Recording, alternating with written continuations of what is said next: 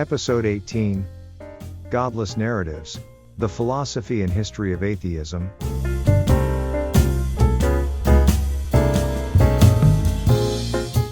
Atheism, at its most basic, is the absence of belief in the existence of gods. This is a broad definition, capturing various perspectives from those who assert there are no gods to those who merely lack any belief in them. While atheism is often considered a contemporary concept, its roots are deeply entrenched in history, extending back several thousand years. Some of the earliest atheistic ideas can be traced back to ancient Greek philosophers, including figures such as Diagoras of Melos and Epicurus. Diagoras of Melos, often dubbed the first atheist, played a significant role in this regard. He openly criticized Greek religion and mythology, casting doubt on the existence of gods.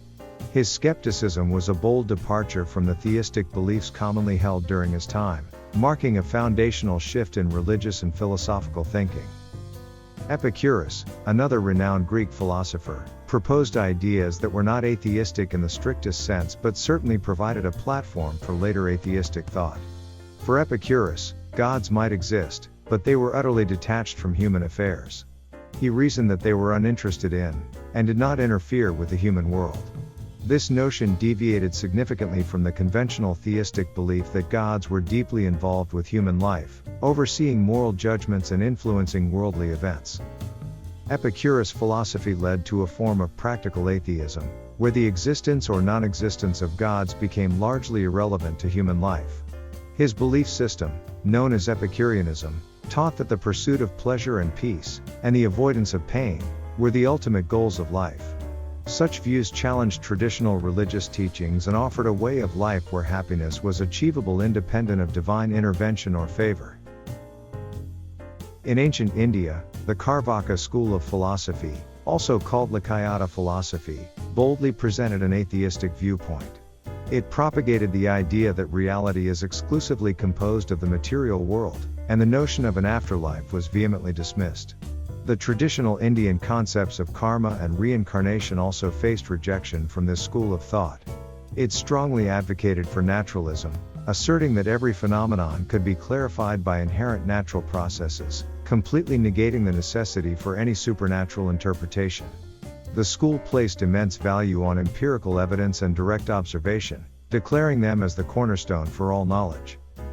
In the Middle Ages, atheism was dangerous and rare, often leading to accusations of heresy. The Catholic Church held considerable influence over politics, education, and daily life. In this context, atheism was not merely a deviation from the norm, it was viewed as a serious and dangerous transgression. Given these circumstances, it's easy to see why open atheism was practically non-existent in the Middle Ages. However, this does not mean that doubts and skepticism did not exist. They merely took different forms, often expressed through veiled criticism or allegorical stories, and were rarely, if ever, declared in open terms. Many of the arguments and ideas that would later support atheistic thought began to emerge towards the end of the Middle Ages, setting the stage for the greater religious and philosophical upheavals to come, in the Renaissance and Enlightenment periods. The Enlightenment, a period in the 17th to 19th centuries, was characterized by a surge in scientific discovery, intellectual exchange, and a new emphasis on reason as a primary source of authority and legitimacy. It was during this period that atheism began to crystallize into its contemporary form. David Hume, the Scottish philosopher, was a leading figure during this era. While not explicitly atheist, his skepticism about religion laid a significant groundwork. He critiqued the traditional arguments for God's existence, including the cosmological and teleological arguments, and proposed that human beings naturally seek patterns or design, even where none exist. The French philosopher Baron d'Holbach was a more assertive voice of atheism in the Enlightenment. In his work The System of Nature, he rejected the notion of a deity outright and argued that belief in God and the supernatural was the result of ignorance about the natural world. Towards the end of the 19th century, German philosopher Friedrich Nietzsche famously declared, "God is dead," a statement often interpreted as a bold proclamation of atheism. He posited that the moral and philosophical systems anchored in religious beliefs had lost their credibility. Nietzsche's atheism was rooted in his critique of morality and his vision of an Übermensch, or overman, who would create his own values. These thinkers, along with many others during the Enlightenment, fueled a new wave of critical scrutiny of religious doctrines and introduced a shift towards secularism. They challenged the conventional wisdom of their time, questioning the existence of God and examining the role of religion in society. Their intellectual courage continues to shape our understanding of atheism today. The 20th century brought forth a new wave of atheist thinkers who carried forward the momentum started during the Enlightenment. Bertrand Russell, a British philosopher and Nobel laureate, was one of the most influential figures in this regard. A vigorous critic of religion, Russell argued that religious beliefs, lacking empirical evidence, should be discarded. His 1927 lecture, Why I Am Not a Christian, remains one of the most powerful expositions of atheistic thought. He argued against the existence of God, the morality professed by the Christian Church, and the detriment he believed religion had on human progress. In France, Jean-Paul Sartre, a central figure in 20th century existentialism, was another prominent atheist. Although he didn't focus as explicitly on atheism as Russell, his philosophical writings implicitly rejected the idea of God.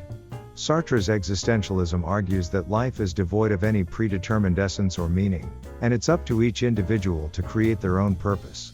This worldview hinges on the absence of a divine figure. Ayn Rand, the Russian-American novelist and philosopher, known for developing objectivism, was a staunch atheist. Her philosophy emphasized individualism, rational self-interest, and laissez-faire capitalism, and she saw no place for belief in God within this worldview.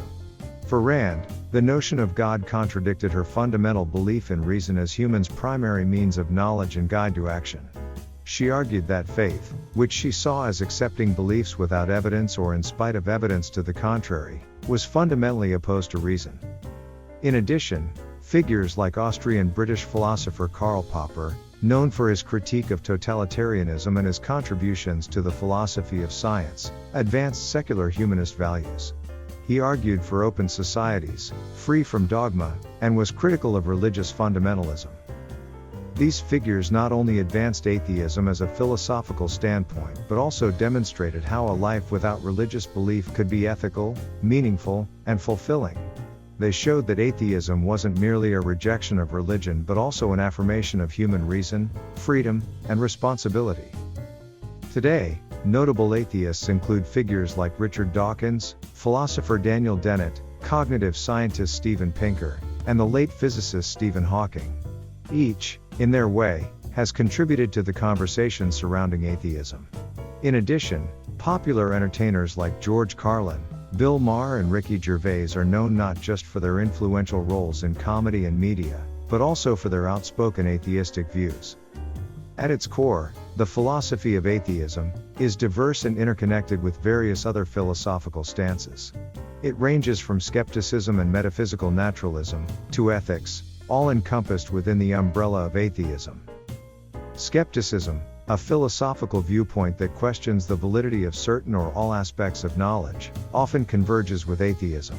When applied to religious beliefs, skepticism can challenge the existence of God or gods, sometimes leading to atheistic conclusions. Metaphysical naturalism, the belief that the natural world is all that exists, and that supernatural entities do not exist, also frequently results in atheism. Metaphysical naturalists argue that everything in the universe follows the laws of nature, and there's no need to invoke gods to explain natural phenomena. Atheists often embody a scientific, empirical worldview. They place a high value on empirical evidence and the scientific method, leading to a faith in what can be demonstrated through experiment and observation. Prominent scientists who identify as atheists, such as Stephen Hawking and Richard Dawkins, epitomize this stance. Another compelling argument for atheism lies in the problem of evil. It's a philosophical challenge to the existence of a benevolent, omnipotent God. It argues that the presence of unnecessary suffering in the world is incompatible with such a deity, leading many to atheistic conclusions. Some atheists adopt a principle known as Occam's razor, named after the Franciscan friar, William of Ockham. It is a problem-solving approach suggesting that the simplest solution is often the correct one. Thus, in the absence of compelling evidence for God, they argue that a godless universe is the simpler and more likely explanation.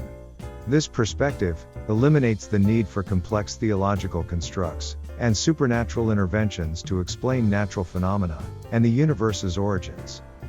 It's also worth noting that this atheistic application of Occam's razor does not aim to disprove the existence of God definitively. Instead, it prioritizes naturalistic explanations due to their empirical verifiability and simpler assumptions, affirming atheism as a rational position, given the current state of evidence.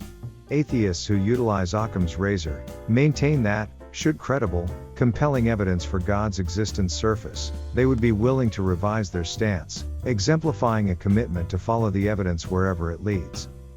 On the ethical front, atheism doesn't imply immorality, as some critics may suggest.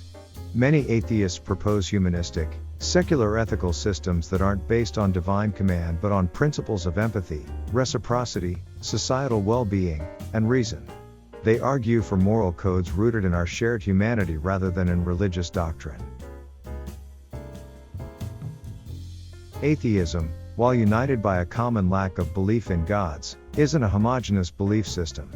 It's a broad spectrum, encompassing a range of perspectives, views, and philosophies. From existential atheists, who grapple with questions of meaning and purpose in a godless universe, to secular humanists, who focus on human potential and values, atheism is as diverse as the people who identify with it. Throughout history, many have walked this path, and have done so for a variety of philosophical reasons. Understanding atheism helps us to understand the diversity and complexity of human belief systems. Thank you for watching. Please comment, like, and subscribe to this channel.